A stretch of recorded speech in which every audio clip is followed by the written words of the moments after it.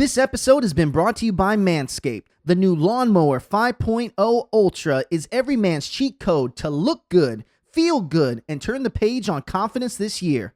Go to manscaped.com, use the code GULCH20 for 20% off plus free shipping today. This week on the Heart of the Gulch YouTube show, we sit down with musician/songwriter Sacha. In our episode, we talk about her brand new album, Woman in the Mirror, and for our Walk the Line episode, she performs Where to Start. Let's check out the episode.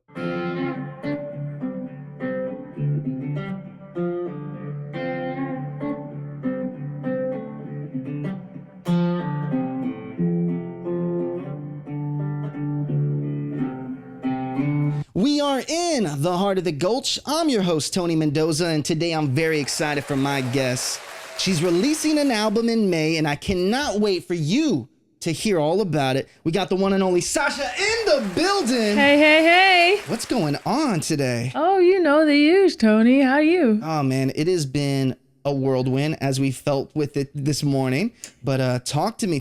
You've had such an amazing 2024. Yeah.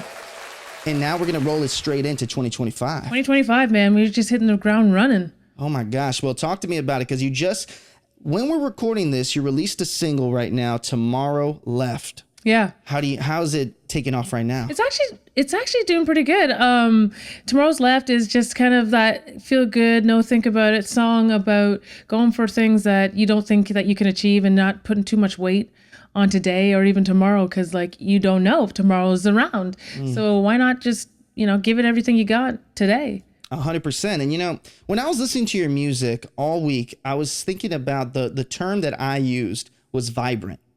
Oh, thank you. I like that. I think it's so vibrant because there's so many topics that you hit on, and I know your backstory, and I want you to give a little bit of your backstory. Sometimes the world can be challenging, but for you to have the outlook, to be high on life and not letting things affect your daily process, man, that's something that I love so much about your story. Well, thank you. I'm glad that you picked that up. Yeah, because, when you get into my story, it's not so vibrant or it doesn't look so, painted in so many colors. But that's the goal with my album, with my music, is like giving people hope. So that's probably where just the bright side shines. And that's the side that I'd like to share the most. But at the same time, still be transparent and open up the doors to the real world and where I come from, so that there's relativity and people can relate to it. It's crazy because your backstory of, traveling and, sometimes just having the struggles of life kind of hit you, right? And you grew up in a musical family. Mm-hmm. So, but it's funny that you still don't necessarily know what the genre is. It's funny that you know that. I mean, it's hilarious. I don't know what the genre is, like what my parents were playing for, pretty much. Yeah, I feel like I'm like a musical, I don't know, mutt. And it's musical mutt? Yeah, I don't know if that's offensive or not, but for me, I mean, it's just like just giving everything at you in a variety of different music. And as a kid, you just don't really understand what it is that you're hearing. You just know if it feels good or not, right? So they played everything. Obviously grew up in a small town, rural town, country living is the way of life. And I would say, if I had to classify it a little bit more, that it was more on the rock side of things. Well, there's nothing wrong with that. When you came in here, I didn't even notice if you noticed what I was playing. It's raining right now in Nashville, and whenever it's raining, I put on the most moody music I can. So I put on Creed. So was that what it was? I was totally vibing out, just getting in my Zen moment. But what do you get into your Zen moment? When you want to get in that fun time, when you want to just get in that writing mode, what do you put it on? It might surprise you. I like to listen to a lot of instrumental music. Ooh. Yeah. Lo-fi? Soundtrack. Not exactly lo-fi, but like soundtracks, maybe something from Gladiator, something from Lord of the Rings. I don't know, just stuff that makes you feel freaking triumphant. Really? Yeah, it's hilarious. So you need strings. I need strings, man. I need the orchestra. I need some timpani booms. Wow. Yeah. I love that. That's actually the first time I've ever heard anyone say they get in the zone from listening to soundtracks. Yeah. Do you have a favorite?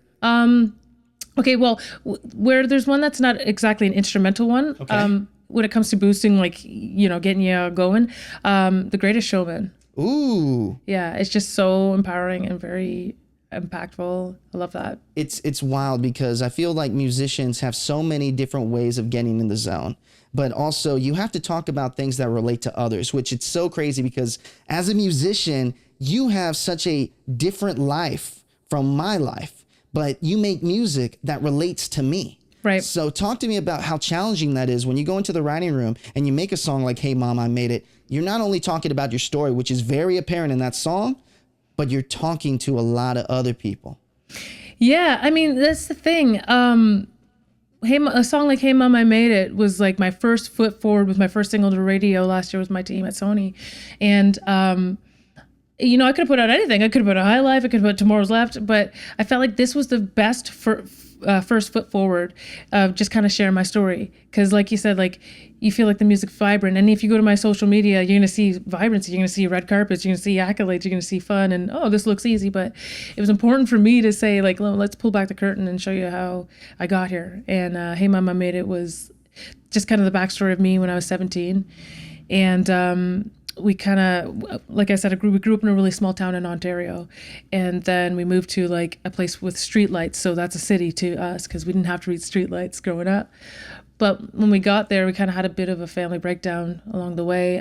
Became a single parent family. I had a step-in dad at the time that was around, but then that kind of dissolved. And at one point, we just found ourselves like at 17 years old. My sister, I have a twin sister, and I. In a house with an eviction note on it, and Mom had left. She's had to go take care of herself and her own traumas. My two older brothers were already out of the house, so we were just kind of sitting there and wondering what we're going to do. I had to go to work full time. Didn't exactly get to finish school the way you think it should be done, but just kind of went into survival mode and packed up everything that was left and kind of hopped around for a bit. Snuck into some friends, you know, had some friends sneak us into their basements, and then their parents would find us and say, you know, they can't stay here. And then finally found a family that took us in and took care of us and helped take money from my paycheck to help us save up first and last month's rent and get our own place. I've always had a dream of doing music, but at the time I had to go to work. So, and for many years I had to work and pursue music. So Hey Mom, I Made It is like, not only just, like we're not talking about being famous, and we say that, we reference that in the chorus, but we're talking about, you know, some of the dark paths that I took as a misguided teen, you know, and young adult, and the places like I might not even be here today, some of the places that I found myself in. So it's just like, man, I made it through those times, and I've turned my life around. Our family is in a much better place now. Everything's great over the years. It's like incredible that things turned around, but there were some times where, like, you know, it was just like she might not make it if you're looking out from the outside in. Well, you know, it's challenging. Everyone goes through their challenges. And the thing is, it's if you put one foot in front of the other, you'll make it through those challenges. And I'm talking to you out there. Maybe you're going through some hard times today. Trust me, if you're watching this video, we want you to know that everything's going to be all right because it's possible. Now, what I want to do is I was looking through your music videos, and I saw some comments that struck out to me and they're on different sides of music videos. So it's everyone from High Life to Hey Mom, I Made It. Do you mind if I read 4 of them for you? Yes, can you? Yes, great. Absolutely. Let's do this. So, and I'm also going to shout out everyone that wrote it, and I also reached out to them, okay? That's so cool. All right, so this one's from Sean Eldridge, okay? Hey, Sean. Mind-blowing. Oh, and this is off of Hey Mom, I Made It. Awesome. All right, mind-blowing here for sure. Fantastic voice, a fantastic song. I knew that Sacha would be a great voice and sing well, but I did not think that she was this good. I just subscribed to her YouTube channel. Hopefully there'll be a CD coming out soon. I have to buy it. Oh, thank you, Sean. That's awesome. Isn't it crazy that there's so many folks, so many people in your corner that just want to see you win and that are so excited for your album that's coming out? Let everyone know the name of that album. I wonder if I can. Can you? Depends when we release this. Let's say it, and then we can, yeah. So the name of the album is Woman in the Mirror. Man, that's so deep. It is deep. And it's funny because, like, everyone that meets me, like, I'm just that, you know, that high energy bubbly girl that just likes to have fun. But, like, we're going to get deep. We got the fun stuff. We got the Tomorrow's Left kind of stuff in High Life. But like I said, it's really important for me to share kind of some of those songs that come out of places of wounds, right? And that was such a lovely comment, Sean. Like, thank you so much. I think it's incredible that strangers are taken, to me the way that they have and becoming a part of, I don't know, the Sacha community. I'm really grateful. You want me to read another one? Yes, please. All right, absolutely. So this one's from Mitchell Madness. Okay. And this is off of High Life. All right. So I haven't had a single drop of alcohol since I saw you in concert with Maddie and Tay. Wow. 672 days. Woke up the next day and I decided I wanted to be able to be my full, authentic self without feeling that I had to drink. Wow. Shout out to you, man. Shout out to you, Mitchell. Wow. I know what that's like. Yeah, because I've cut out the alcohol from my lifestyle as well, and like you can. That's the whole point. Like High Life was a song about kind of bringing your own buzz or being your own buzz. You can still have the high life, still have a good time without getting all smashed and that's something that I had to try to find a balance with myself, because it's like I love to socialize, I love to be around people, and a lot of my friends like to drink or smoke or do whatever it is, right? Yeah. But kind of finding your place in those settings, still having fun without getting involved in that lifestyle, like your substances. So it's challenging because I think about when I was growing up. And when I was growing up, I was the only person out of my whole friend group that was just sober gopher. I didn't touch anything. I touched alcohol when I turned 21, but I never smoked. And I had friends, and I never judge anyone that smokes around me. For sure. But it's fun because being high off life, I wouldn't necessarily have always been high off life, but I definitely had the high of being the one person out of my friend group that knows not to mess with me. When it comes to smoke, he's not going to smoke. Right. When it came to drink, he's not going to drink. Right. And I was high off that because I had a team around me, a friend group around me that didn't allow me to take into that. And I think it's so important with songs like High Life that you may be in high school, you may be in college, and people around you are smoking a little bit or drinking a little bit or doing too much of anything. But if you can just be high off life, you can have fun too, right? Yeah, that's a great point. And I feel like I've been smashed. I mean, I've been kicked out of bar. Like I've been that person. So I feel like I'm having a way better time. I'm not missing out. You're not missing out. Like you are not missing out. I'm not missing out. I'm having a great time, and I can actually remember everything I'm doing. Well, that's definitely a plus. So, I'm going to give you one more, okay? Yeah. So this one's from Amanda. This is off of Hey Mom, I Made It, okay? This song made me burst into tears. This is for my mama who prayed for me for 8 years when I was addicted to meth, and 4 years. I'm now 4 years clean and never been more alive and happy in my life. Mama, I made it, and all glory to God. Wow. It's crazy, huh? It is crazy. And I've had the opportunity to go through these comments, and it's wild, man. Like I just feel so grateful. That's all I want to do. You know what I mean? Like I said, we're not trying to be famous here, man. We're just trying to change lives. Like if it's one song at a time or just one song at all, so if that's my contribution here, I'm happy with that. I can live with that. And that's awesome. I'm just blown away. Well, it's impressive because I think about this. I don't think folks really think of it this deeply, but when you talk about inspiring others, there's days that you don't feel inspired. There's days that you just do not want to be out in the rain and just go do things all day. But do you fully realize the impact that you got with these songs that you're making and the folks that you're impacting their lives just from a song, just from a feeling you have? And there's hundreds of thousands of people that listen and it resonates with them. That's a great question, because you would think I have the answer to that, but I don't think I really understand the impact. I see the comments. I talk to people, but I don't think yet it's really like hit me like, whoa, like my songs, something that starts, in a bedroom or in a writing room is really making that much of impact. Like on the surface, I can say, yeah, I can see the impact because I see the text message or the notes, but like deep down, I think it's just, I'm just slowing myself down to realize what's really all happening here and taking the moment to appreciate that. So I just think it's wild. I always felt like the least likely. Well, when you look in the mirror, like a woman in the mirror, right, you can see everything. Most people look in the mirror and they see the ugly side of themselves. But what's looking right back at them is the same side of yourself, and think of it as your happier side. And that's the person who you're fighting against, but you're also trying to win for.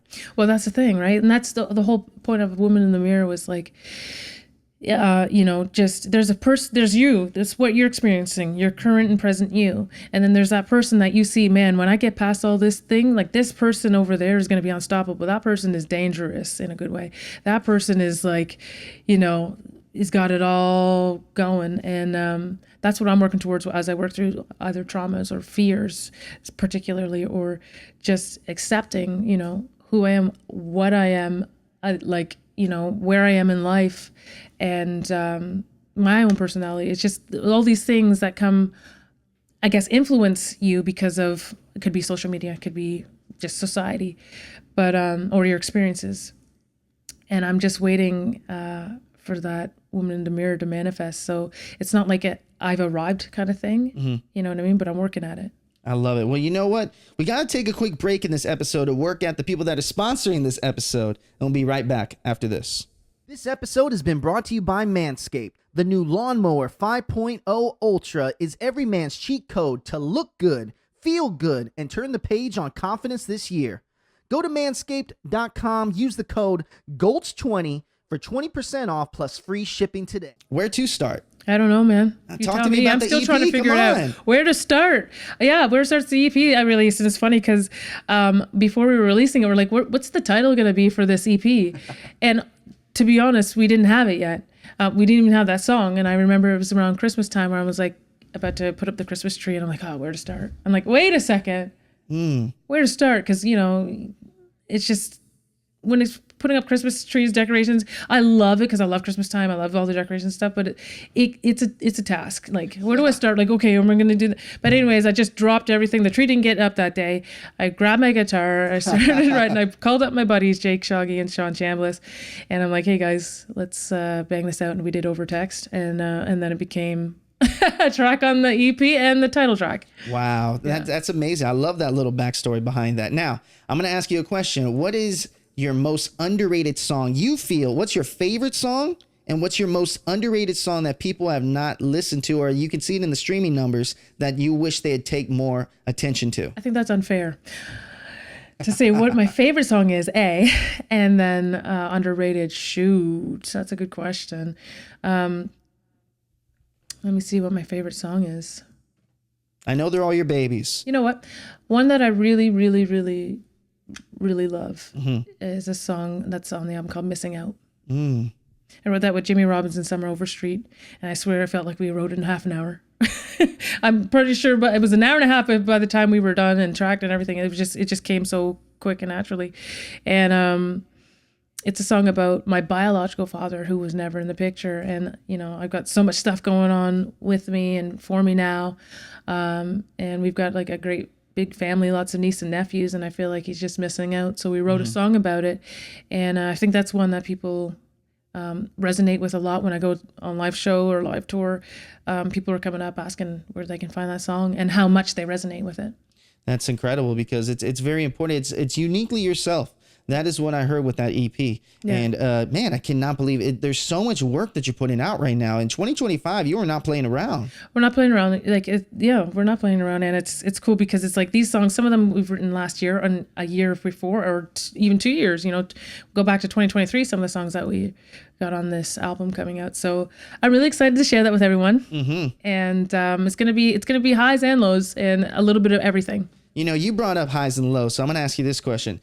Being in your profession, being a musician, what is the highest of highs and what's the lowest thing that you have to do to be a successful musician, but may not be your favorite thing to do? The lowest thing that you have to do. That you have to do to be successful.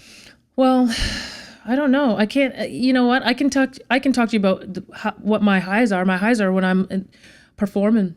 When I'm live, when I'm connecting with people with the art that I made and seeing them respond, that's the reminder that you're in the right place and you're doing the right thing. The lows are the days where it's just like, why isn't this happening the way I feel like it should? Or you go to social media and you see, you start comparing yourself. I think that's the lows in this industry because there's so much to compare yourself to, so many people, but really we have to just remind ourselves that our art is our own art and there's many different forms and you can't compare yourself to the many different forms. You just have to appreciate the many different forms. So I think the lows for me comes from just feeling like I'm good enough, and not looking at the numbers, not looking at comparing my art to somebody else's art, and then the waiting seasons when it's just not so busy and you're just like, okay, I don't got no shows right now, and okay, I'm just you have too much time to think.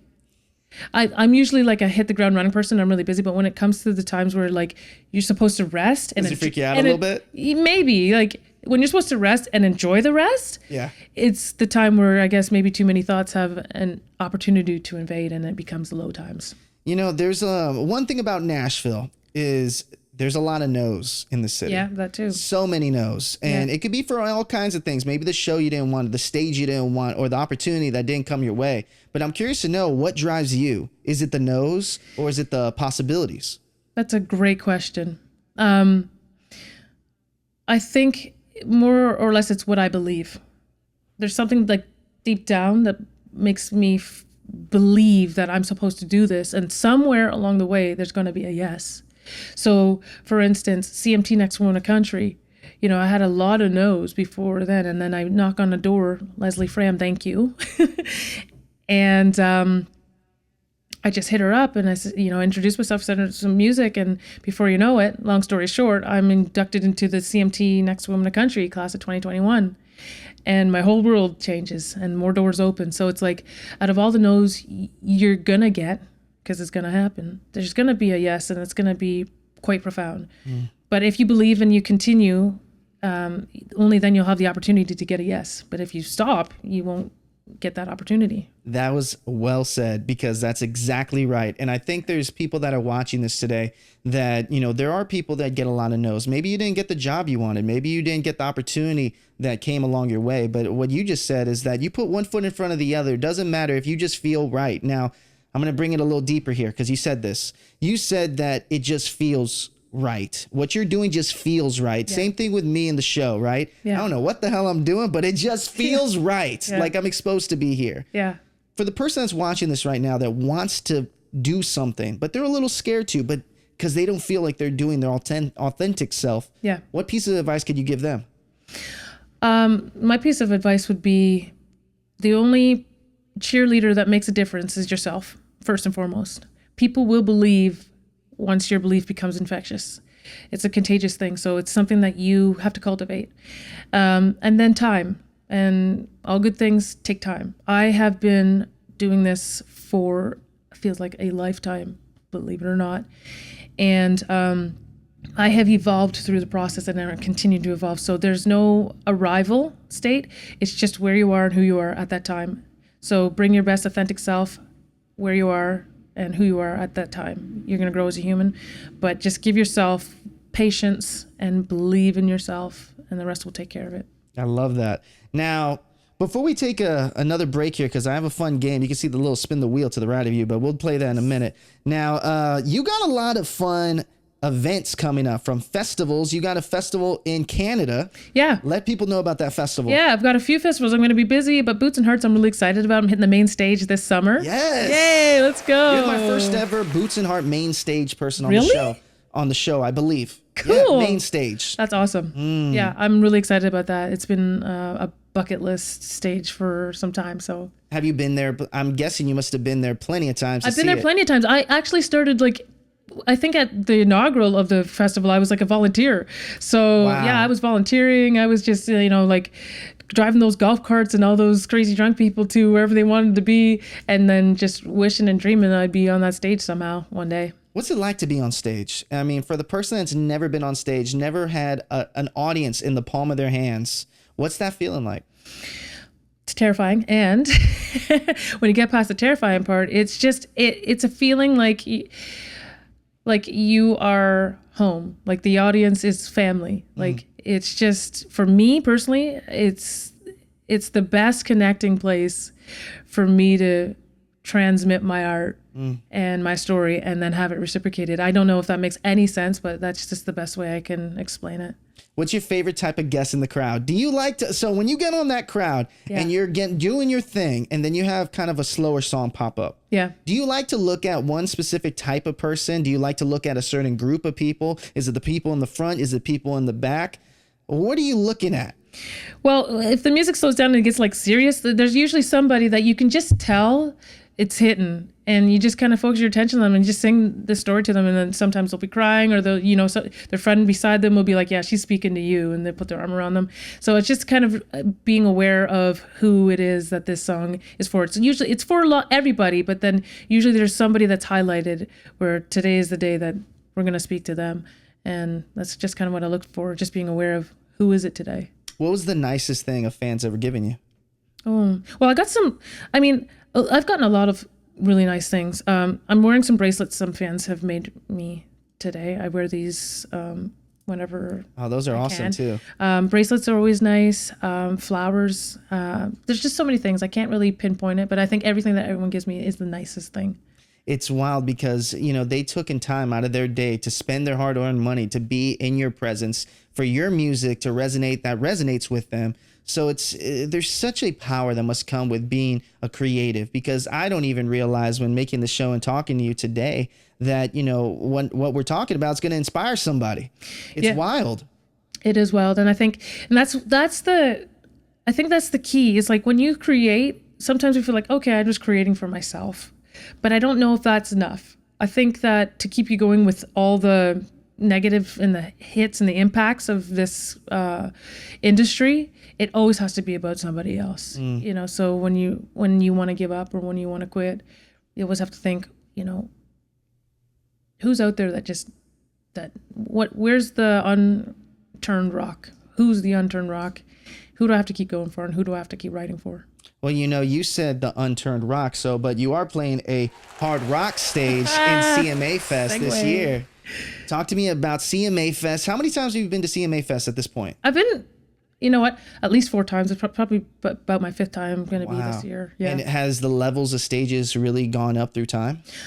You know what? I think I actually started off the hard rock stage. Ooh. But I think this hard rock stage has evolved over time. 100%. And some of the acts that they're getting on there. And then I've done the spotlight stage, and I was invited one year to sing with Hillary Scott from Lady A and some other really great acts. I think it was She's the Music, one of the spotlight stages.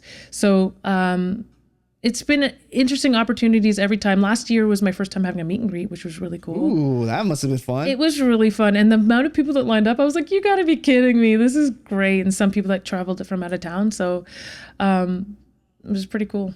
So many people that I read in the comments think you're underrated. Yeah, I see that and I hear that. And it's interesting because I think you present yourself, even to this day, having this conversation with you, I know that I'm speaking to an artist, and an artist that is going somewhere. So, and when I listen to your music, forget the numbers. Numbers are amazing. Yeah. But when I hear the music, I know you're going somewhere. There's a lot of musicians, and I won't name any names, but there are a lot of musicians that I feel make music to make music, or make it for the numbers because people are telling them to make it for numbers. I feel like it's opposite for you. You're making music that resonates to yourself first, that hopefully resonates to someone. You're not really chasing the numbers to me. No. And I know, and I get that temptation. But yeah, for me, and especially more now than ever, it's just important that I pull back the curtain, and that's where I can actually really write. Gives me the freedom to write and to flow. And I love commercial songs too. I got stuff on radio. I just got my first top 20 right now with Till I Don't. So this is great. And Hey Mom, I Made It was top 5, top 10, my first top 10. So it was like, that's wild. And I think having a variety of songs, whether it's commercial and then whether it's kind of a little more in depth, is great. But it's whether it's commercial or not, it's still from an authentic place. What's the weirdest place you ever heard your song playing on the radio? That's interesting. Weirdest place I've ever heard. I don't think there's been a really weird place. A place that struck you when you were just walking down this place and you hear your song. Maybe it was, Hey Ma, I Made It. But where were you that you can recall? If I can be honest with you, there was a time how about the first time I heard it on radio? Because that's where I'll hear the song. But first time I ever heard it on radio was on my way to Boots and Hearts. For the first time, I was on my way to Boots and Hearts as a volunteer. And I was like, oh my gosh, this was years ago, but this is the first time I've ever heard my song on radio. And of all places, I was heading to Boots and Hearts. And I just thought to myself, wow, like, what timing is this? And It's pretty cool. Did you feel very empowered with that? Because imagine this. There's many people that go to festivals. Yeah. There's not a lot of people that have their songs playing on the radio going to a festival. It was kind of, the way I would have took it would have been like, y'all have no idea what's going on right now. I'm walking among y'all. Yeah, it was just wild. I mean, I don't know. You can't really put words to it. And especially when that was the very first time I heard like my song on radio. So I just felt like it's just a divine thing, like right place, right time. What's one of your fun, when you do interviews, you do so, my gosh, when I talk about radio tours, yeah. You've been on a radio tour for a while now. And, what are the challenges of being behind the microphone in a radio station? Because I feel like it's a very different environment that we're doing today, right? Where we can have a in-depth conversation. I can build on the conversation. Yeah. But when you do a radio tour, it seems like they ask you a lot of similar questions and it's just like doom, doom, doom, doom, doom. Yeah. I mean, I think you get used to it. Like I love radio tour. I think the most challenging part is just how early it is. How early do they make you go? It depends. Like sometimes, like for me, if I have to get ready, I need at least a good 2-hour window. So I'm up at like, depending what time it starts. I do not believe that. You look great. Well, thank you. It took some time. So usually, like if I have to be up at like 6 a.m., because I got an 8 a.m. call. That's just how it is. And then you go and then you're at a couple stations and then you go, sometimes you're driving across, let's say if it's west side of Canada, you're driving from, through Alberta, which can be long drives going from, different stations. So I think that's maybe the most challenging part. I like to talk, so it's easy for me. And then just kind of making sure you're alert and awake. Which is actually more important. If you were to think for the person right now that is starting their musical journey and hoping one day to be signed or hoping to have the opportunity of hearing their song on the radio, what's the more important area to focus on outside of the music? And we're talking marketing. Is it going to be more about radio play? Is it going to be making music that's going to hit on DSPs, so great titles? Or is it going to be something like YouTube where you put all your money in on making a great music video or a visual like you have right now for Tomorrow's Left? I feel like, and this is something that I'm working on, it's connecting with your fans on social media. I feel like that's where I am going to go to town on a little more. You can have all sorts of things, but if you don't connect with people and also just show them your humanity through it, like besides music, which I'm really music heavy on my socials, but kind of just show them like, hey, I'm having a good day or I'm having a bad day, or just your humanity, I think is where people will connect. Because at the end of the day, everybody just wants to have a human interaction, and that's what music is supposed to provide. It's crazy how social media has changed. Because you think about when we were growing up, right? It was a lot of photos. It was a lot of the highlights. Yeah. And what's happening now is social media is going into this wave of talking about more open, of talking about their low lives, talking about having a bad day. And it's even weirder. I had a conversation with a young artist yesterday. Yeah. She's 18 years old. Wow. And their generation is so impacted by what they see online that in a weird way, emo's kind of coming back. You know what I mean? It's starting to feel like kind of sad songs are starting to, like Nirvana kind of songs are starting to come back because they feel so much like they have to be included or they don't feel like they're good enough, Yeah. Yeah. That's interesting too. But at the end of the day, I mean, you could throw money at anything, but at the end of the day, it's do people connect or not? I was thinking something before we take our next break here. I was watching a few music videos. Man, you love to skateboard. Yeah, I try. Have you always skateboarded, or is it just as a kid? As a kid, I did, but then like now I'm just more longboarding because that's a little more safer these days. Yeah. So, yeah, I like to hit the back roads that's a thing I like to do, actually. Just hit the back roads and go longboarding. There were 3 music videos that show you skateboarding in every one, and I'm like, okay. She was either a great skateboarder growing up, or you just like to be on a board. I like to be on a board. Yeah, it's just one of the things that I do on my time off. Whether it's going through the woods or going down the street on a longboard. Something I like to do with my sister too. She's better at skateboarding than I am, so I just hit the longboard. Has anyone ever given you a longboard? Yeah, the one I have actually was Yeah? given to me. That's sick. So yeah, from he was a drummer friend. I think now I can't remember. Did you give it to me or did I just borrow it for a long time? But yeah, he's like, yeah, here, have at it. But no He hasn't fan's asked for it giving you back. one yet. No fan has given one to me yet. Ooh, that'd be fun to see. That'd because be fun to see. You got a lot of and before I take this break here, the shows. Your favorite thing. What's your favorite area in the U.S. that you like to do a show in? That I like to do show, and that's tough. Again, Or that's favorite state. How about that? Make it yeah, even a little bit more general. like I had the opportunity to go on tour with Maddie and Tay on the CMT Next Wonder tour, and that was an incredible opportunity. And I got to see a lot of places.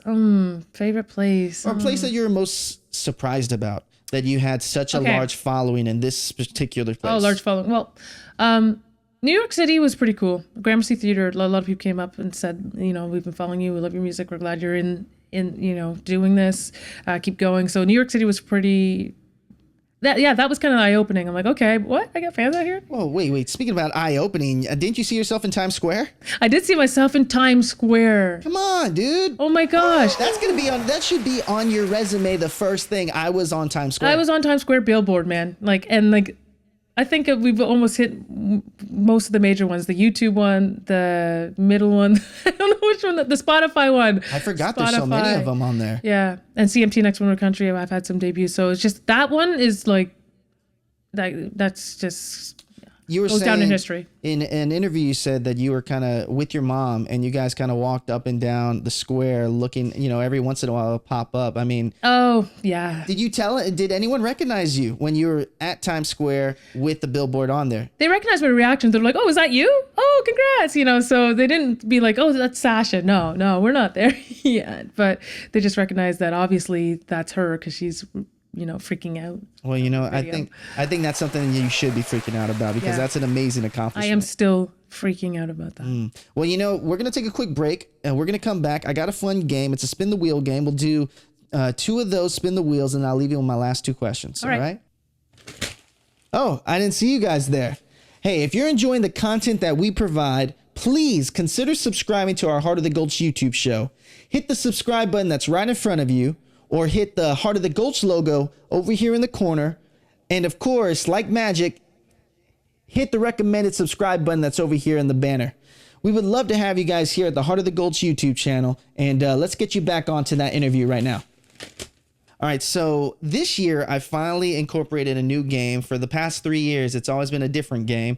And it's been so fun. We've had questions and answers that have been hilarious, but we also had a one question asked 13 times in a row. Oh, wow. So I'm wondering if you're going to get that same question because I think it would make so much sense for you. And these guys know what it is. So you're going to pick it up and give it a good spin. All right. Let's give her a good spin. Ooh, no, but that's a great question, though. Okay, so top 3 favorite non-country albums. Okay. Let's see. Well, I guess Taylor Swift's. I've always been a huge Taylor Swift I've always been a huge Taylor Swift fan, and she was Once Upon a Time country. She's left country, but I'll love every last one of her albums. 1989, and even her latest album. I forget the name of it. It's the Dead Poet. I always get it wrong. Well, you Dead said Poets, the but let's go 1989. 1989. There's so many people that love that album. Yeah. So I agree with you 100%. And we have a lot of Swifties that watch the show. Yeah. So shout out to y'all. Now, 2 more. I love Imagine Dragons. I just love them because they're just so empowering and anthemic. And you can find a lot of anthemic stuff in my music as well, and more stuff that I'm working on. 100%. So, for sure. A lot of anthems. Yeah.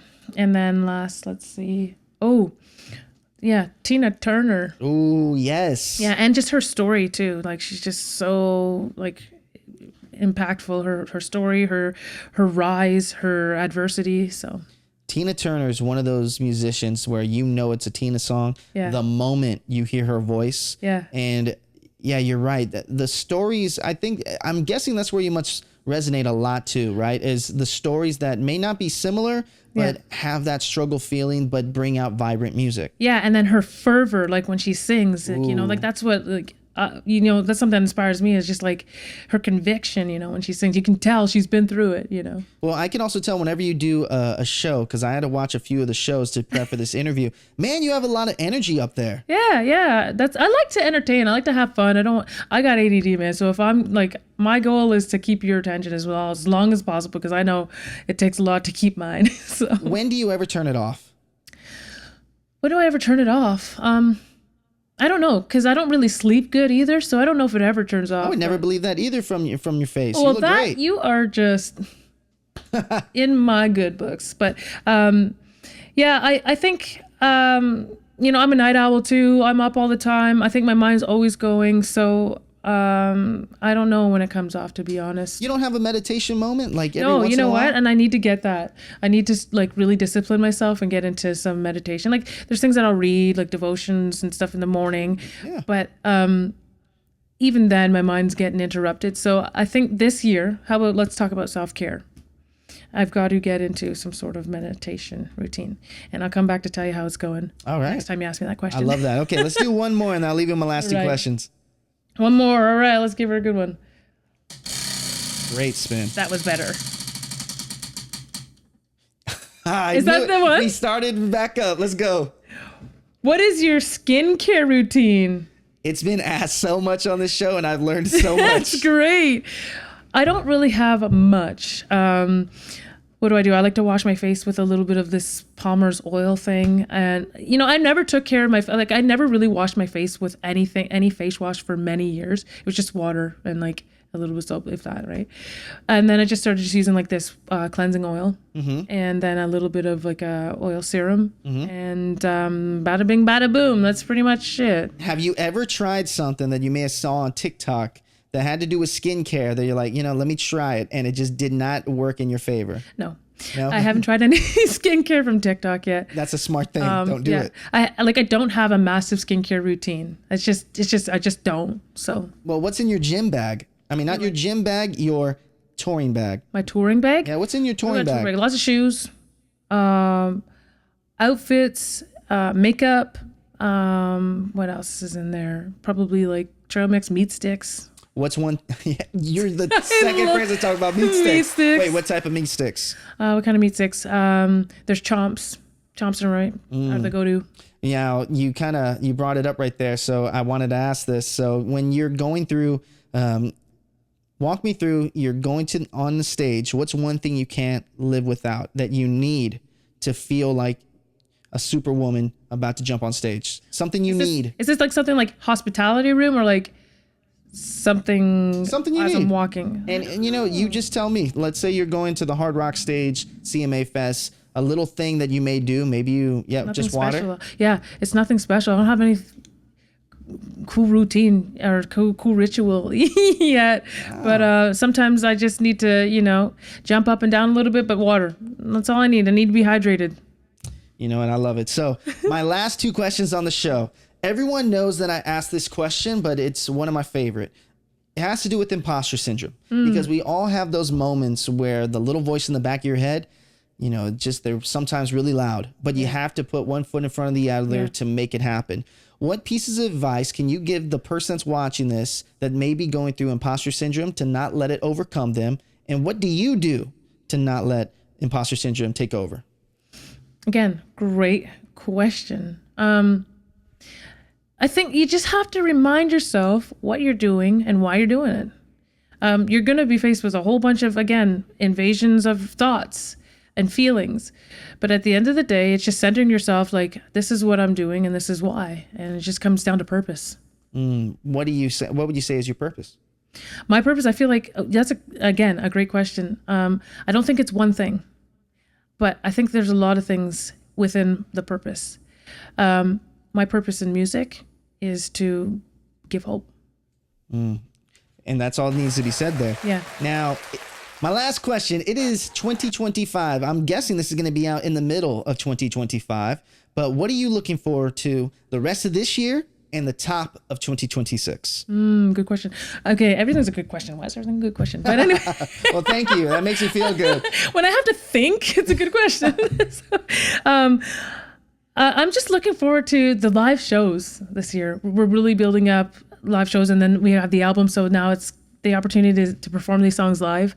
I'll have the music available by then. So I'm really excited about that, and getting back out to meet people and make new fans and connect with all the fans that are out there, hitting the road, writing. I love writing. I love recording new songs. And what else? Top 2026.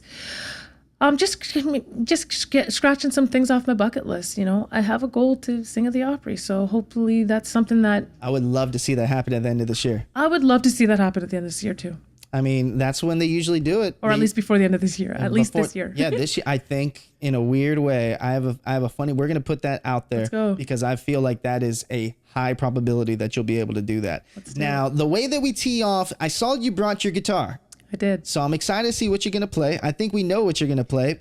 But the way that we're going to tee it off, though, is you're going to look straight in that camera right there. You're going to say your name, and you say, "This is how I walk the line," like the Johnny Cash song, "Walk the Line." And then we'll transition it into that song. You ready? Okay. All right. In 3. Hey, everyone. I'm Sacha, and this is how I walk the line.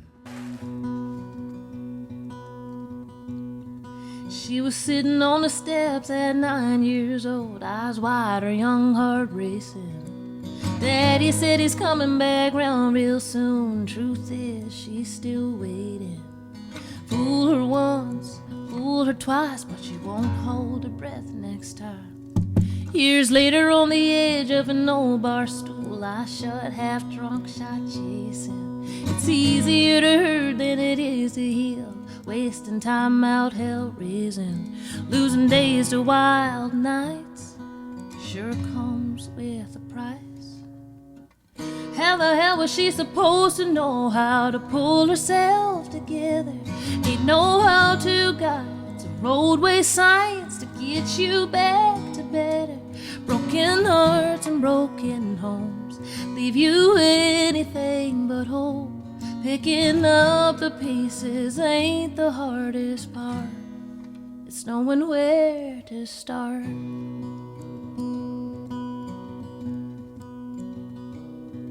Is it first time praying in a back row pew, singing Sunday songs with the choir? Is it facing your past down a well-worn path, trying to find yourself in the fire? Is it burning down bridges, or learning about forgiveness? Oh, how the hell was she supposed to know how to pull herself together?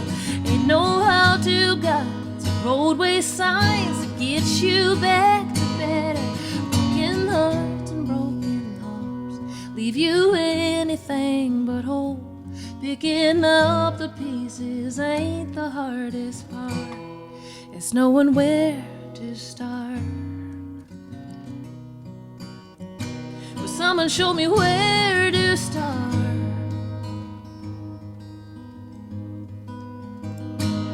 Feels like a long shot in the dark when you don't know where to start. How the hell was I supposed to know how to pull myself together? Ain't know how to guide the roadway signs to get me back to better. Broken hearts and broken homes leave you anything but home. Picking up the pieces ain't the hardest part. It's knowing where to start. Where to start?